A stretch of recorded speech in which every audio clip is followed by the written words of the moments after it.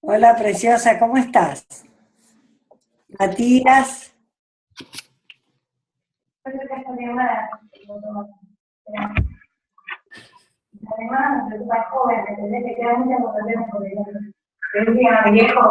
Hola, Nacho.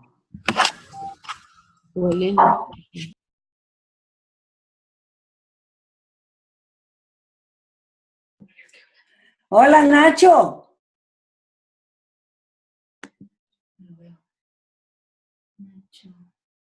Yo lo acabo de ver entrar a Nacho. Ay. Sí, tiene el micrófono abierto. Nacho, ¿vas a saludar? No tiene micrófono, Nacho. Bueno, parece que no tiene micrófono. Bueno, respetando la hora, buenas tardes, un placer. La verdad es que es toda una sorpresa que habiéndose hecho esta convocatoria ayer y surgió en una conversación que tuvimos con Nacho Tellería, podamos en un ratito encontrarnos un grupo, lo vamos a grabar para que esté a disposición de todos y conversar un rato. La razón fundamental de esta conversación es, está por venir a la Argentina alguien que no puede venir demasiado seguido y que yo creo que para aquellos que somos coaches,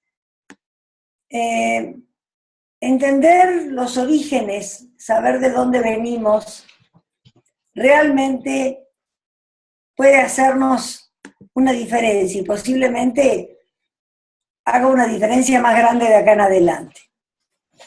Yo me inicié en esto que en aquella época se llamaban procesos transformacionales en el año 87.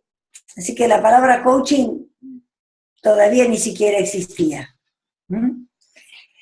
Pero eso que era una búsqueda que tenía que ver con algo que traía la posibilidad del cambio a la gente, eso sí lo teníamos claro, y que no tenía que ver con la terapia, eso también lo teníamos claro.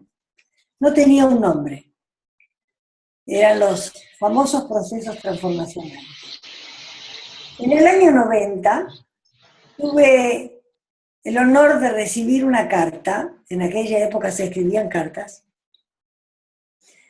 de Jim Selman, que se había enterado de lo que estábamos haciendo en Argentina y que me invitaba a Estados Unidos, específicamente a Los Ángeles, a conversar. Y viajé a Estados Unidos.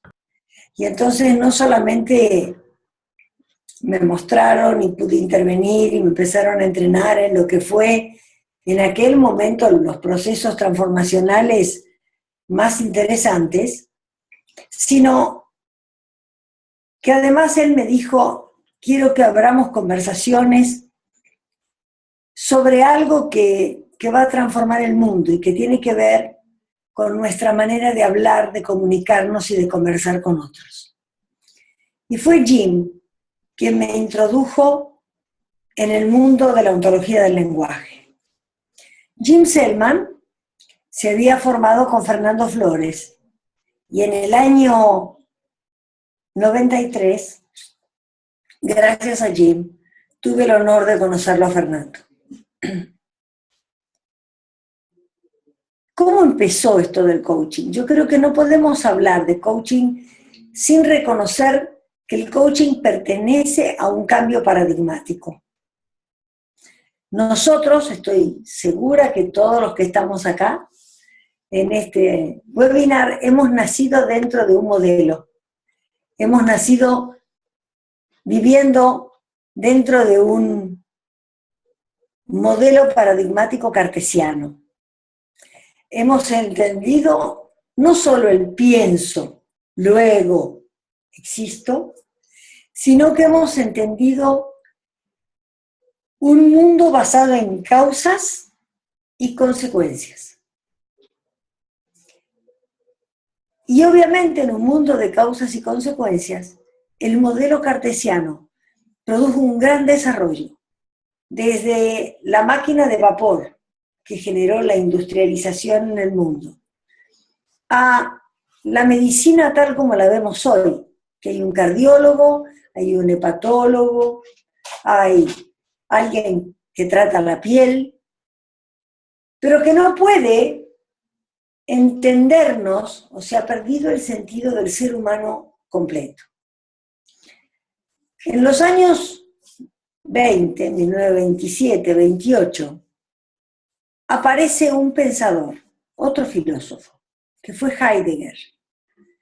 Un filósofo que ustedes saben que ha sido muy discutido, porque Heidegger nunca fue defensor de Hitler, pero tampoco se atrevió, para no perder el lugar, a confrontar a Hitler, por lo cual mucha gente denosta la posición de Heidegger. Pero Heidegger volvió a hacerse la pregunta de qué es un ser humano, y su respuesta fue muy distinta. Heidegger dijo que un ser humano puede definirse si podemos ubicarlo dentro de un tiempo y dentro de un espacio, un lugar. Por lo cual apareció una palabra que él trajo en alemán, que es Dasein, y Dasein, no sé muy bien cuál es la traducción, pero es algo así como estar siendo. En el inglés, ser y estar tienen el mismo verbo, es to be, pero nosotros lo separamos, por lo cual el verbo ser para nosotros tiene algo de inamovible, algo de constitutivo, se es. Mientras que el estar siendo permite la posibilidad de cambio. Esto que trajo Heidegger inició todo un nuevo movimiento en el mundo, en donde aparece para el ser humano una posibilidad, que es que el ser humano no es de una manera, sino que está siendo, dadas las circunstancias y dado el tiempo que está viviendo. Esto es trascendental. La psicología pertenece al modelo cartesiano. Describe la enfermedad, habla del inconsciente, habla del consciente, habla de cómo se genera el inconsciente y se mete dentro de lo biológico. Pero lo que Heidegger trae es todo un movimiento que empezó con el existencialismo, que es nuestro origen, que es el modelo que dio origen al coaching. Porque entonces, si el hombre puede estar siendo, y al decir hombre hablo de hombre como estirpe humana, no hablo de género, puede estar siendo, aparece la posibilidad de cambiar, aparece la posibilidad de un logro extraordinario. ¿Cómo sigue esta historia? Detrás de Heidegger, Sartre, detrás de Sartre, entra un biólogo a jugar, un juego muy importante, y el biólogo fue Maturana. Maturana en el año 69, en un congreso internacional de biología en Santiago de Chile, se paró frente a un montón de gente y escribió en el pizarrón sin decir una palabra: esto que están viendo aquí adelante no está aquí adelante y además está al revés. Y lo que él definió con esa frase fue: tú lo ves adelante, pero es una proyección de tu cabeza, porque en realidad tú lo estás viendo en tu núcleo visual del cerebro, y encima lo ves al revés, y es el cerebro el que lo vuelve a dar vuelta. Entonces lo que trajo Maturana al juego es el valor del subjetivismo. Trajo al juego que nosotros no tenemos acceso a la realidad, sino que solo tenemos acceso a nuestra posibilidad de ver lo que podamos ver. Y dentro de eso que podamos ver, está lo que realmente podemos ver con nuestros ojos. Y les diría, las moscas ven distinto que nosotros, pueden ver 365 grados. Los perros seguramente ven distinto que nosotros. Pero nosotros además distinguimos el mirar, porque mirar significa que cuando miramos el mundo, solo distinguimos aquello que tenemos palabra para nombrar. Por lo cual, el observador tiene que ver con una integridad. A mí no me gusta separar emoción, cuerpo, lenguaje, porque para ver lenguaje tiene que haber un cuerpo, y para que haya emoción hay cuerpo, o sea, está todo junto. Somos una unidad.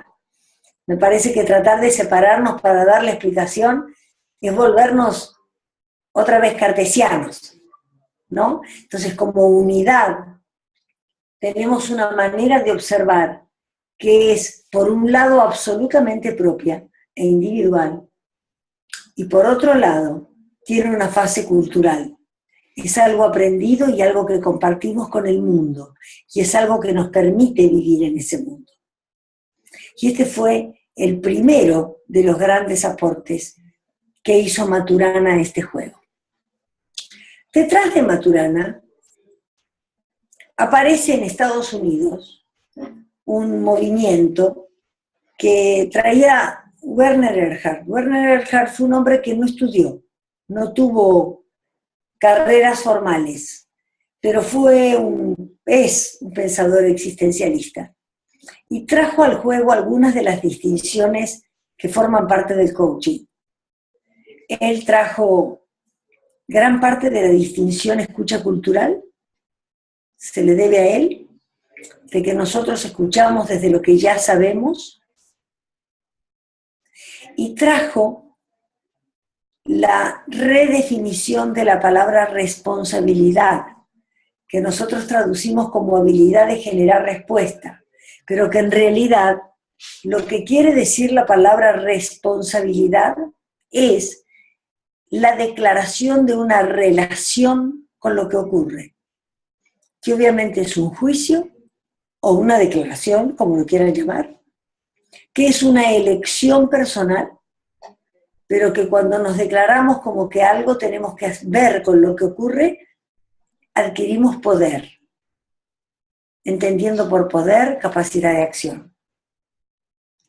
Mientras todo esto ocurría en el mundo, para algunos de ustedes, que alguno debe haber nacido para aquella época, no sé si ustedes recuerdan que en Chile se produce un movimiento de izquierda y toma el gobierno Salvador Allende. Salvador Allende trae a trabajar con él a un ingeniero increíblemente joven e increíblemente capaz, que era Fernando Flores.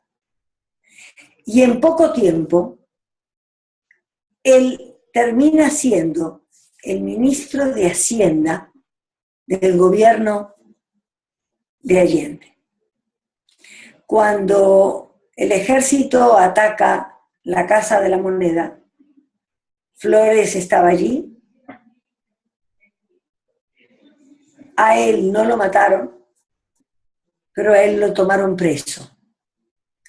Y lo llevaron a una isla en el sur de Chile, donde él estuvo separado de su familia.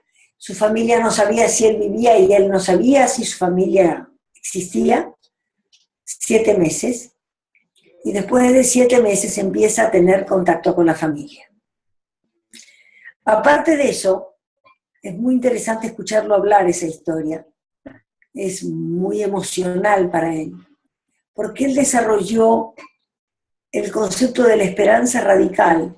Y él, al hablar de esperanza radical en ese caso, decía que él creía que iba a vivir porque sí, porque todos los días iban a buscar a alguno de los que estaban como presos políticos con él, a la mañana temprano. Y ese no volvía más. Por lo cual él sabía que la posibilidad de que un día dieran su nombre era muy grande y que lo iban a matar. 6 años después de estar preso, habían dejado una esposa, varios hijos. Él lo cuenta también, tiene un sueño, sueña con su mamá, y a la mañana lo llaman y le dicen que lo van a liberar, que lo liberan en 15 días, pero con una condición, que no se puede quedar en Chile ni un momento. Salía de la cárcel, lo traían en un avión y él desde el aeropuerto se tenía que ir. Misteriosamente le llega un contrato de la Universidad de Stanford y él se va de Chile a trabajar a la Universidad de Stanford en California. Y ahí empieza otra historia. Él ya había empezado, y sobre todo mientras estuvo preso, a estudiar las teorías de Austin y de su discípulo Searle. Austin, que no tiene nada publicado, fue el hombre que describió que en todos los lenguajes aparecían 3 dominios: el dominio descriptivo, el dominio de la acción y el dominio de la creación o declarativo.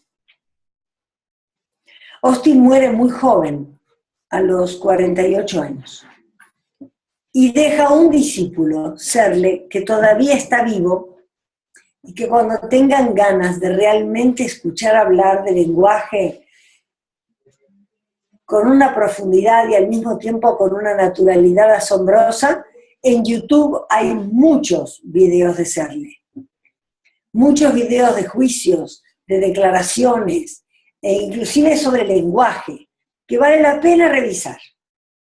Así que búsquenlos. Searle es un hombre de más de 80 años hoy.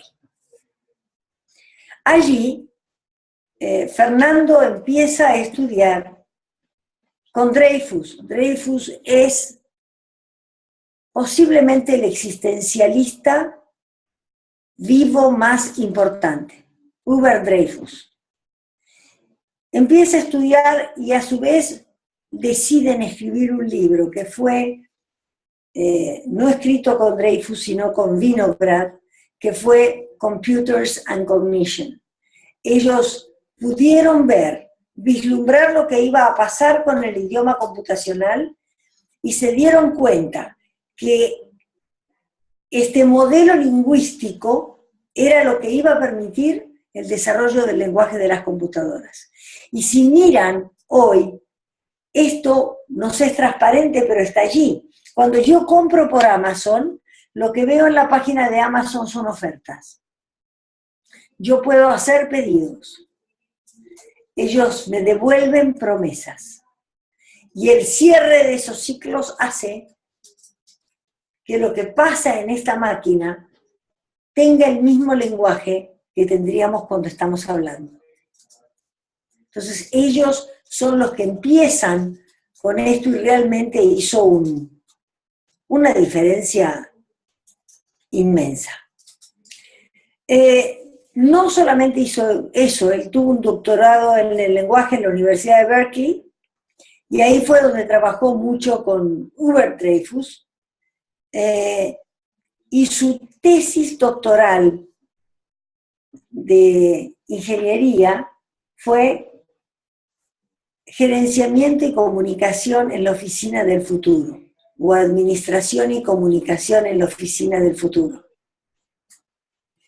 Y es en donde describe dónde está la acción en una empresa. Y él dice que la acción en una empresa no está en lo que se hace, no está en los papeles, no está en el movimiento de nada, sino que está en la manera en la cual la gente conversa. Él pudo demostrar que los gerentes, si saben pedir, hacen pedidos claros, toman promesas y hacen el seguimiento de las promesas, son muchísimo más efectivos que si hacen juicios. Y esto les digo hasta el día de hoy, cuando yo hago shadow coaching y me siento atrás a ver cómo trabaja un coaching mío, le pregunto qué quiere lograr y estoy atenta a cómo se expresa, cuántos juicios hace, cuántos pedidos hace, cuántas promesas recupera.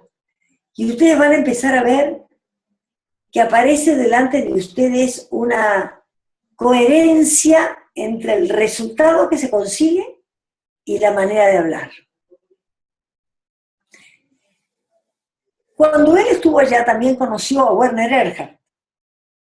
Y entonces con Werner hicieron una alianza para empezar a estudiar. Y cuando empezaron a trabajar juntos, empezaron a tener discípulos. Del lado de Werner Erhard aparece como discípulo Jim Selman. Pero del lado de Fernando, el primer discípulo que aparece y trabaja con él durante casi 4 años fue Julio Olaya. Cuando Julio Olaya se va, llega Rafael Echeverría. Y Rafael Echeverría trabajó un tiempo mucho más corto con él, pero Rafael Echeverría escribe su libro sobre los apuntes y el aprendizaje que había tenido de Fernando Flores. El punto que en la primera versión del libro no lo reconoce, pero luego por un tema judicial reconoce que la base ontológica que él tiene se la debe a Fernando Flores. Fernando trabajó mucho en empresas muy grandes. Trabajó con los modelos lingüísticos que él traía de la mano y logró cambios y sobre todo ganancias muy interesantes. Es un hombre muy hábil en la conversación financiera. Creó varias empresas, algunas con sus hijas, y también, por ejemplo, en la actualidad tiene un colegio en Santiago de Chile que se maneja dentro de este modelo existencialista del que estamos hablando y en donde soy testigo de algunos cambios, inclusive a nivel educacional, que me gustaría compartir con ustedes. Fernando en el año 2000 se vuelve a Chile y se presenta para ser senador. Gana como senador y estuvo 2 periodos como senador. Y cuando termina eso, pasa a ser presidente de la Comisión de Innovación de Chile, de donde saca un paper realmente interesantísimo que los invito a que lo busquen por internet, es gratuito, está en inglés y en español. Y vale muchísimo la pena leerlo. Él habla que la innovación no se produce por las grandes ideas. La innovación se produce con el cambio de las prácticas. Si no cambiamos las prácticas cotidianas, no hay innovación. Pero después de esto, Fernando ha seguido trabajando en la filosofía y trabajando fundamentalmente en la fenomenología, que tiene que ver con la ontología.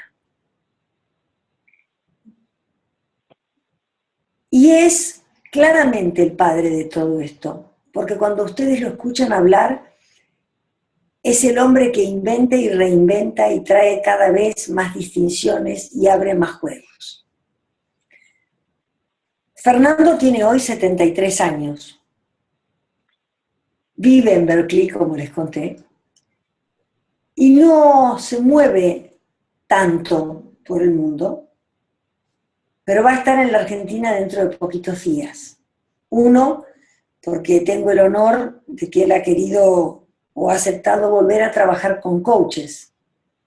Y hemos desarrollado un taller de 1 año de duración que se llama Beyond Coaching, en donde lo que él dice es que todo esto que él describió a fines de los 70 y principios de los 80 fue fantástico y sirvió hasta el año 2000.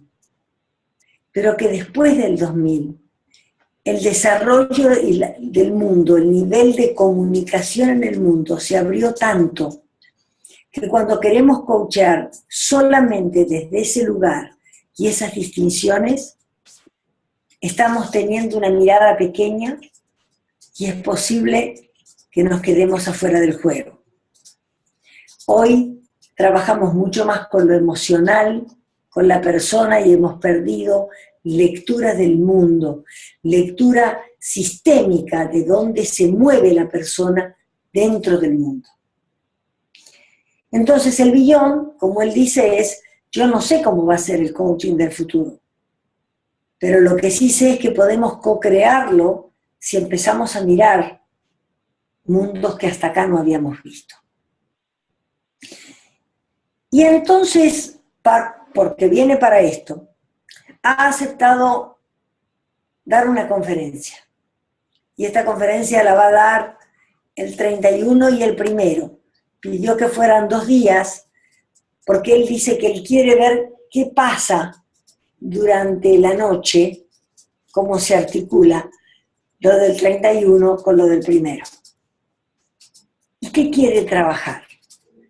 Quiere trabajar estas investigaciones que él ha hecho sobre los nuevos seres, en qué nos tenemos que transformar, cuál es el nuevo proceso de cambio en nuestra manera de ser para poder atender el nuevo mundo que estamos habitando y que vamos a habitar. Escucharlo a Fernando hablar, yo ayer lo decía en el ICP, ¿no? Creo que en la Argentina es como para alguien que estudia historia decirle, miren, se levantó San Martín por un rato y va a tener una conversación con los que quieran, ¿no? Yo creo que para los que hacemos coaching, escucharlo a Fernando Flores es escuchar la fuente. Pero es escuchar también todo un trabajo que él está trayendo, que va a modificar profundamente nuestra conversación. Me encantaría que lo escuchen hablar de poder. Él no entiende más el poder como la capacidad de acción.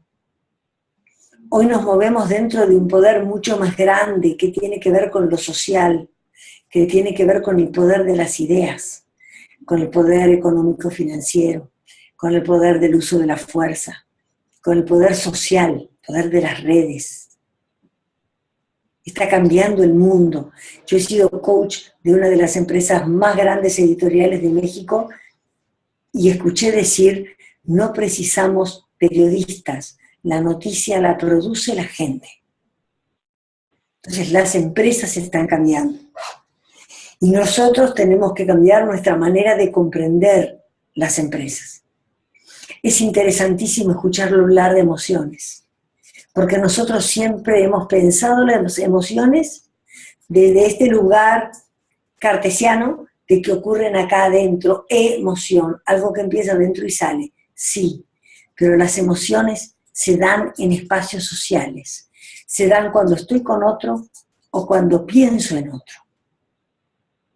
Y así como hay emociones sociales, hay emociones que son producto de la cultura y que son emociones que toman rasgos morales, como la culpa, como la vergüenza, como la confianza. Es interesante y fuertísimo escucharlo hablar de el fenómeno de cambio en las empresas, de las lecturas sistémicas, de cómo se mira el poder hacia arriba y hacia abajo. Entonces, la invitación es a aquellos que se han tomado en serio esta profesión,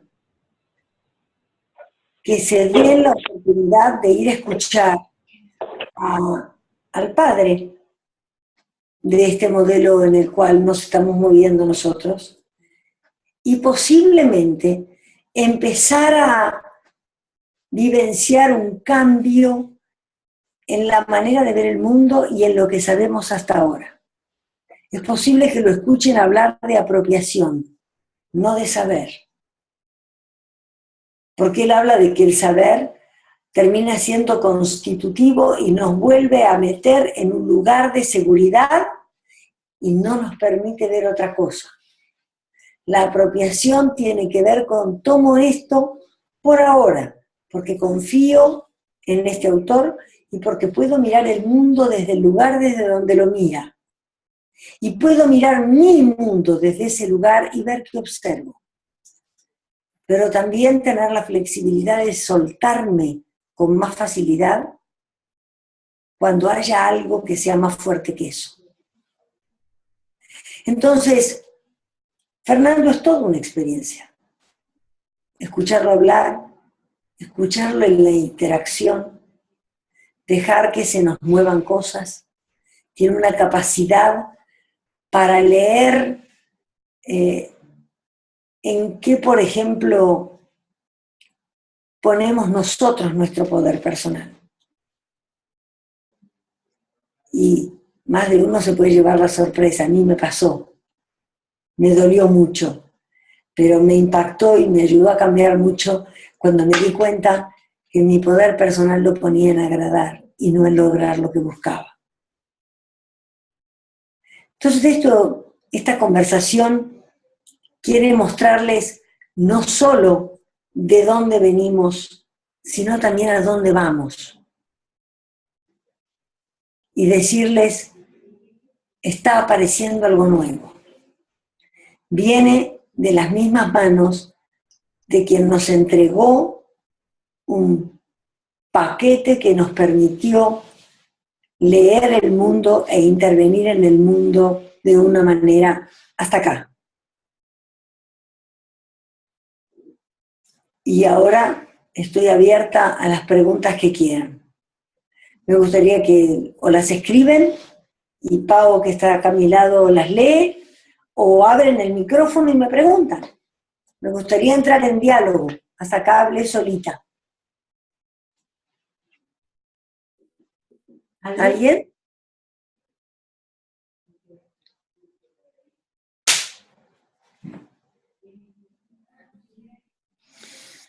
Algunos de ustedes hacer comentarios, designar su micrófono y hablar.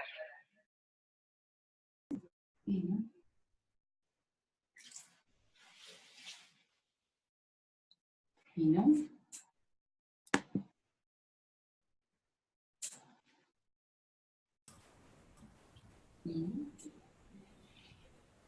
No hay preguntas.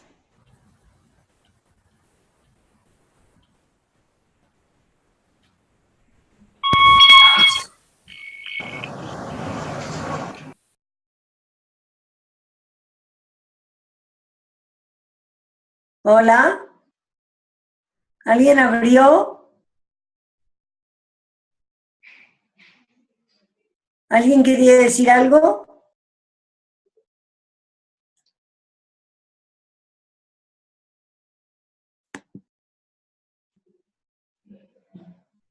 ¿No? Elena, Jimena. Sí. ¿Cómo estás, Jimena? ¿Cómo va, Elena? Muy bien. Me quedo pensando en esto que nosotros los coaches siempre supimos que lo de la emoción es uno de los principios, ¿no? La emoción, la corporalidad y el lenguaje. Me gustaría que me dijeras qué pasa ahora, por qué esto de las emociones, que lo traes como algo que Fernando va a trabajar, digamos, desde dónde surge esta cuestión que vos decís, lo de la emoción es lo que va a venir, ¿no? Todos vamos a tener que estar más atentos, No digo que es lo que va a venir, Jimena. Lo que dije es que hay una reinterpretación de lo que es la emoción. Okay. ¿Está? Sí. Y en esta reinterpretación estoy diciendo que la emoción no es algo que ocurre nada más que adentro del cuerpo. Con el sistema. Lo que estoy diciendo es que la emoción aparece dentro de un espacio social. ¿Está? Sí. Y que muchas de esas emociones en ese espacio social también tienen que ver con la cultura. Y entonces se transforman en emociones morales. Okay. Lo que dice bien lo que hice mal. ¿Está?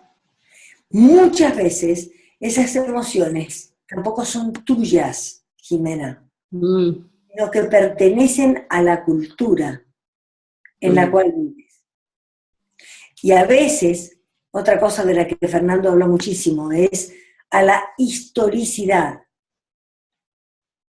O sea, a que tú eres producto de no solo tus padres, tampoco tus abuelos, sino bisabuelos, la gente del pueblo, de los tatarabuelos, ¿está? O sea, nosotros somos libres para elegir, pero hemos sido, por usar palabras de Fernando, arrojados a un mundo que es lo que es, y desde un lugar que es una historia que es lo que es.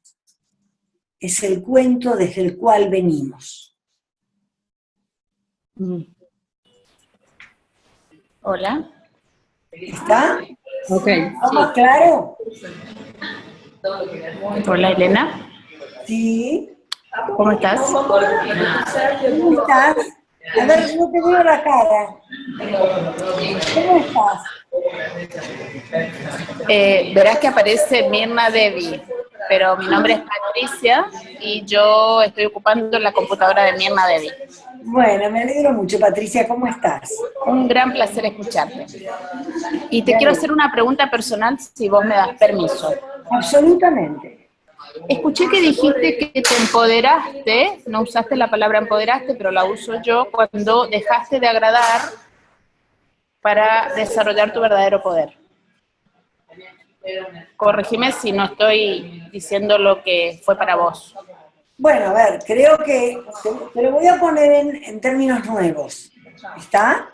Claro, ese es un juicio que hago de lo que escuché y la pregunta venía después. Ok, ¿cuál es tu pregunta? Primero quería checar. Te contesto todo, cuéntame. La pregunta es, hablando de emociones, ¿qué emoción cambiaste o cuáles fueron las emociones que transformaste para dejar de ser una persona que quisiera agradar, para transformarte en esta otra que te dejó de importar agradar y te empoderaste y hiciste lo que verdaderamente viniste a hacer, tu misión o tu visión en el mundo? Mira, es muy largo explicártelo todo y además me siento... ¿Y cómo lo hiciste? Me siento usando un espacio que me gustaría que lo use Fernando, ¿no es cierto? Ajá. Pero en el trabajo que yo he hecho con Fernando, por ejemplo, creo que poder empezar a reconocer algo que vive en nuestra transparencia, que es el lugar de dónde colocas tú mayor poder. ¿Está? ¿Sí? Él pudo ver en algunas cosas que me conoce y me vio hacer, que yo usaba mi poder, no desde el lugar, por ejemplo, de lo que podía transformar en el mundo, sino en la búsqueda de agradar a otros. ¿Está? Sí, eso escuché. Por supuesto que es algo que me dolió mucho. Me dijo, cuando tú cambies eso, van a pasar muchas cosas en tu vida.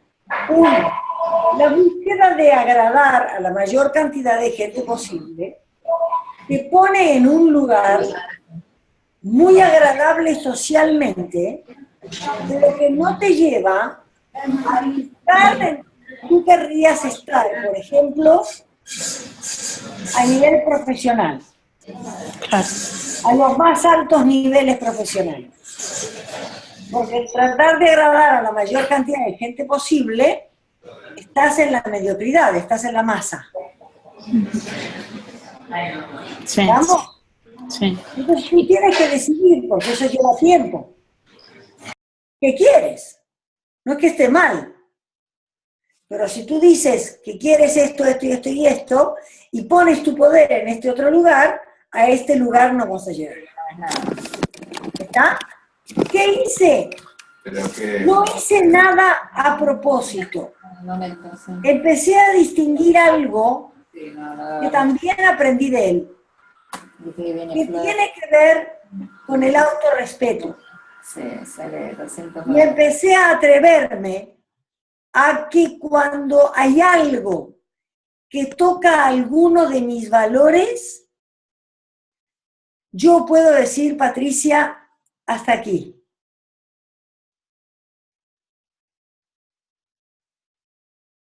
¿Se entendió?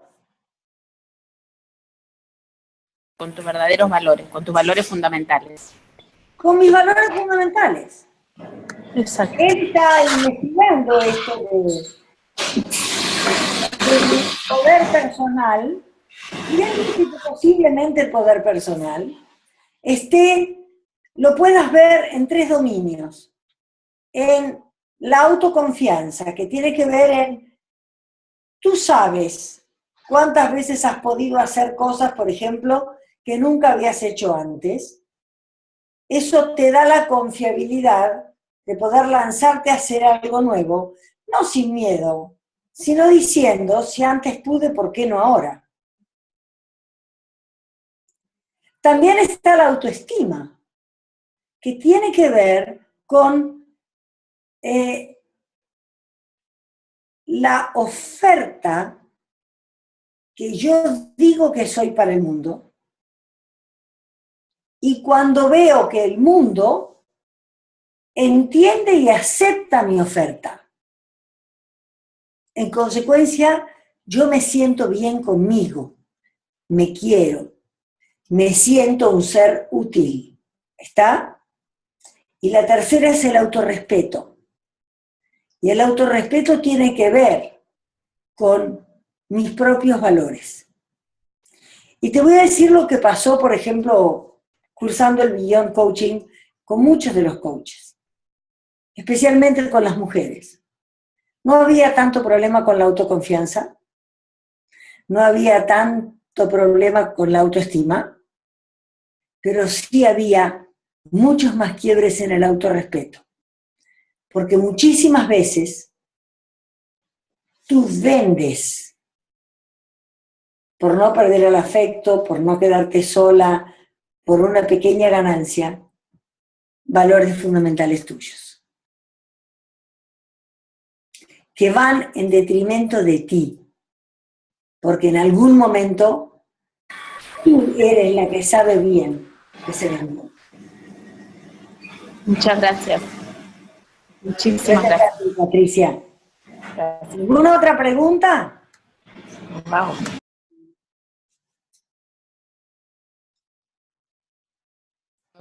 Si no le contesto, a ver, acá está Rolf. ¿Cómo estás, Rolf? Qué alegría verte. No te escucho. ¿Ahí me escuchás? Ahora sí. Ah, ok. Se ve que el micrófono está medio mal. Qué lindo verte y escucharte, Elena. Un gusto. Una alegría verte, Rolf. Igualmente. Me quedé con algo de la contestación que le diste a Jimena respecto de lo que es una emoción colectiva. Y respecto de eso, cómo manejarlo, en realidad es un poco, creo, por lo menos en mi visión, es un poco difícil, ya que estaríamos prácticamente hablando de un paradigma, ¿no? Si es algo social y extendido, digamos, ¿de qué manera modificar eso? No, mira, ni es social ni es extendido. Quiero que, por favor, esto es muy poco tiempo y creo que la tendencia natural es a tomar lo nuevo y meterlo dentro de la caja de lo viejo. Y entonces se hace una mezcla que no sirve. Hablar de emociones sociales quiere decir que cuando tú estás en una emoción respecto de otro, es bastante difícil que el otro no esté en una emoción semejante o concordante o en respuesta a la emoción en la que tú estás. Porque las emociones, la mayor parte de ellas, ocurren dentro de espacios sociales. Porque pienso en otros o porque estoy con otros. Ahora, las emociones las estamos hablando como si fuesen está una emoción, pero nosotros no vivimos de una emoción. Es, de nuevo, algo que podemos hablar de una simplificación del ser humano que no es así. Vivimos en una complejidad de emociones, que es lo que Fernando llama los estados de ánimo. Pero Fernando habla de estados de ánimo complejos y algunos que son históricos. Entonces tú tienes estados de ánimo que son, por ejemplo, tienes a la mañana cuando te despiertas, que mucha gente en general se despierta en el mismo estado de ánimo. ¿No conocen gente que se levanta enojada? Muchas veces estos estados de ánimo tienen que ver con sí mismos o a veces con factores históricos que ni siquiera son propios. ¿Estamos? Sí. Entonces, los estados de ánimo son emociones así mucho más complejas, son contagiosos y son sociales. Serían emociones adquiridas, de alguna manera. Hay emociones adquiridas y hay emociones que podríamos llamar que son históricas. ¿Está? Ahora, a lo que voy es que sí hay estados de ánimo que son sociales. Tú sabes que yo vivo afuera, yo vivo en México. Sí. Yo llego a Buenos Aires y escucho el estado de ánimo de acá. Es un estado de ánimo de urgencia, un estado de ánimo de mucha gente enojada. Sí. Lo notas enseguida, en la calle es un bocinazo, sacar la cabeza, un insulto. Hay algo de individualidad, el sálvese quien pueda. Sí, coincido. ¿Estamos? Entonces, lo social sí son estados de ánimo. Y él habla de que los estados de ánimo hay que aprender a navegarlos. Porque un estado de ánimo es biológico. Tú no te sales del estado de ánimo porque te diste cuenta dónde estabas. Entonces hay que reconocerlos, hay que navegarlos, y tienes que saber, cuando trabajas como coach, cómo trabajar con ellos para modificarlos. Y llevarlos a estados de ánimo en donde la gente pueda encontrar espacio de posibilidad para hacer lo que hasta acá no se hizo. Pero nosotros no podemos trabajar solo juicios, porque los juicios provocan emociones. Y la gente no se da cuenta del juicio, pero sí percibe la emoción. ¿Estamos? Sí. Entonces hay una amplitud y una profundidad de trabajo mucho mayor.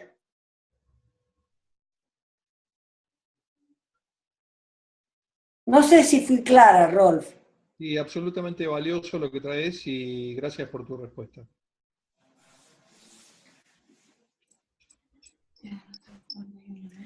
¿Hay alguien más? María Andrea, ¿quisieras decir tu pregunta?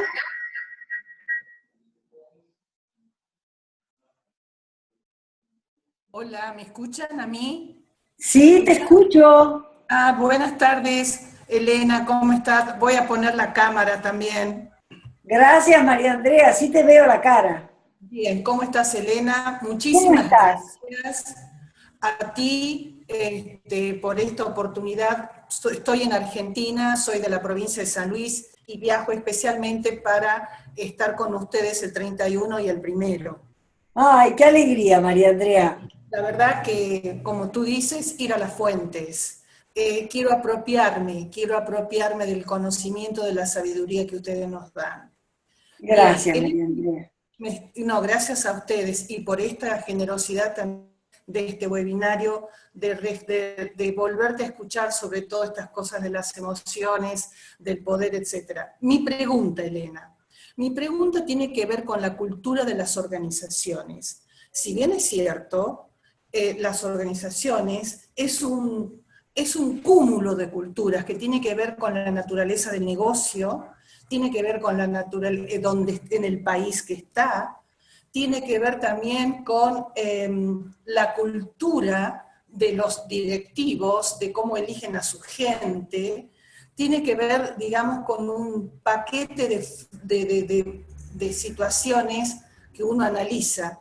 Y mi pregunta es, ¿cómo con todo esto, con esta mirada sistémica, dónde está insertada la cultura, dónde está insertada la empresa y cómo es su cultura, y cómo podemos intervenir para un cambio de la cultura en la empresa si uno advierte, observa que necesita un cambio, una transformación? Ok, la primera cosa es que para que una empresa logre lo que no está logrando hasta acá, ha involucrado un cambio de cultura, María Andrea. Perdón, no escuché lo último. La cultura Sí. marca lo que es posible. ¿Está? Sí. En consecuencia, para lograr algo que no se logró hasta acá, Sí. no se puede hacer lo mismo que se hace hasta acá. Correcto, estoy de acuerdo, estoy de acuerdo.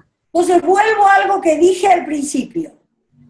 Innovar, y esto es flores purísimo, Sí. no tiene que ver con tener una idea genial. Bien. Tiene que ver con cambiar las prácticas. Ok, Elena, eso que tú lo dijiste está claro. Ahora, ¿con qué modalidad, con qué esquema de trabajo uno puede lograr esto que tú dices, que es la práctica de los ejercicios del proceso para lograr? Bien, acá podemos hablar de diseños de procesos. Aquí Bien. podemos hablar de diseños de conversaciones. Aquí Bien. podemos hablar de reconocimiento de estados de ánimo. Bien, bien. Aquí podemos hablar de la relación con el error, porque el aprender tiene fundamentalmente que ver con no avergonzarte ni necesitar ocultar el error. Porque cuando ocultas el error y quieres hacer todo bien, tienes que manejarte dentro de los espacios seguros. Y para que haya espacio seguro, solo te tienes que manejar con lo que sabes. Bien. Y eso es aislarte del mundo, María Andrea. Porque si hay algo que tenemos que aprender como coaches y que viene en el mundo de hoy, siempre existió, pero ahora más que nunca, es navegar la incertidumbre. Bien, bien, bien. ¿Estamos? Entonces, hay un trabajo que tiene que ver con los estados de ánimo. Sí, Cada sí. vez más importante, porque no va a haber proceso que se pueda hacer bien si la gente está en miedo. Porque si la gente tiene miedo, está Comprendo. reactiva y se cierra. Sí, comprendo, de acuerdo, Elena. Y cuando te escuché en el webinario anterior, cuando tú hablabas de los estados de ánimo de las organizaciones, pesqué realmente lo que tú estás diciendo en distintas empresas, claro que tienen sus estados de ánimo, sí, sí. Eso ha sido una luz que pusiste en mí para darme cuenta de esto. Sí, y además tienes que poder leer el poder. Sí, por supuesto. ¿Está? Por supuesto. Yo recuerdo hace casi 3 años que tenía que hacer una presentación a una empresa internacional muy grande y al presidente de esa empresa en México, ¿no? Y le digo a Fernando Flores, Fernando, lo que está en juego para mí es mucha plata. ¿Puedes revisarme esta propuesta? Y Fernando así que parece que no mira, ¿no? Ojea así rapidito y me dice, no sirve, no te la van a comprar. Le dije, ¿me puedes explicar qué miraste? Me dice, miré que estás ocupándote de resolver el problema del presidente para abajo, pero tú te olvidas que la preocupación de él y lo que a él no lo deja dormir es hacia arriba, la presión que tiene hacia arriba, y de esa ni te enteraste. Correcto, bien, bien, bien, sí. Muchas ¿Está? gracias, Elena. Muchas gracias, Elena. Muchas gracias. Un placer. ¿Alguna pregunta más? Ok, si no hay más preguntas, Nacho, ¿quieres hablar?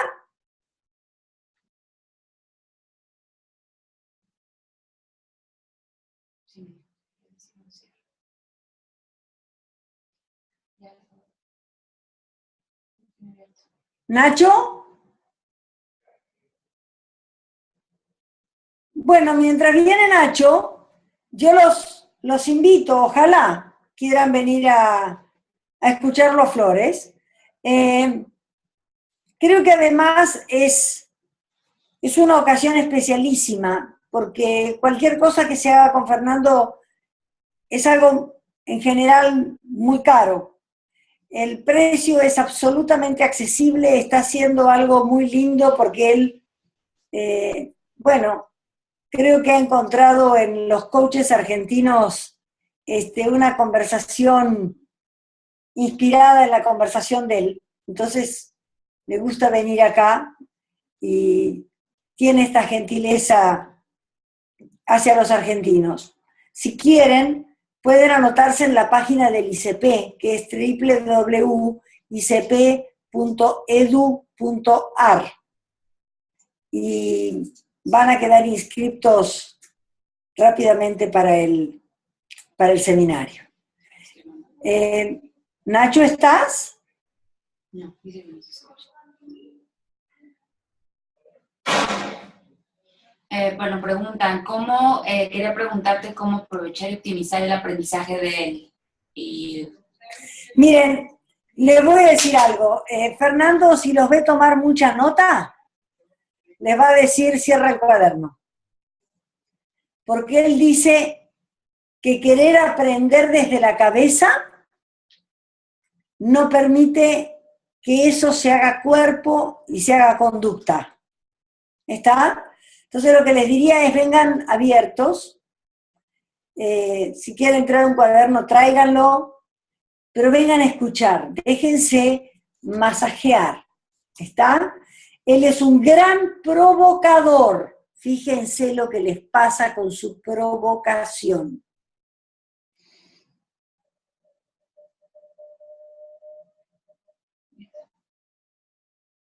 Entonces eso es lo que yo recomendaría, Nacho. Y obviamente lo primero que quiero hacer es agradecerte, porque este espacio aparece aquí gracias a ti. Así que muchísimas gracias, Nacho, por esta idea. Gracias. Genial. Gracias. Bueno, creo que si no hay más preguntas, espero haberles sido útil, haberles acercado una chispa de curiosidad y ojalá varios de ustedes les pueda dar un abrazo el 31 a las 3 de la tarde, va a ser de 3 a 8. Fernando quiere que duerman con esto y saber qué pasa a la mañana y trabajar de 9 a 1 de la tarde al día siguiente. Entonces, nos veremos ahí, ojalá, y esto va a quedar grabado para que lo escuche quien quiera otra vez. Un cariño para todos, gracias por confiar y gracias por estar.